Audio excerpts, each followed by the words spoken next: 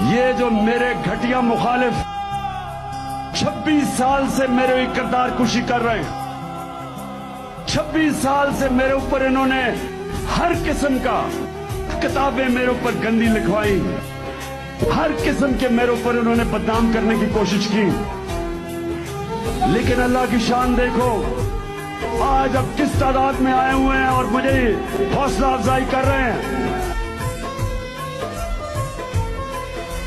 کیونکہ میرے پاکستانیوں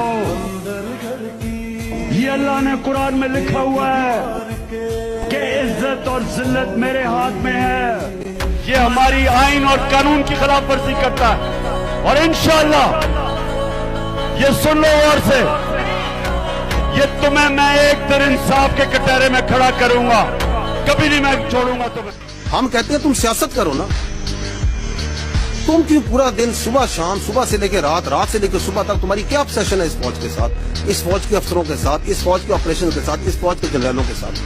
آپ کہنا کیا چاہ رہے ہیں؟ آپ کرنا کیا چاہ رہے ہیں؟ آپ کس ڈیلوژن میں رہ رہے ہیں؟ یہ کیا آپ نے بنایا ہوا ہے کہ جو نام لے تو جناب فوج کو برا بھلا کہ میری فوج ہے، میرا پاکستان ہے، آپ کا نہیں ہے، صرف ہماری فوج ہے، ہمیں اس سے شاید آپ سے زیادہ خیال ہو۔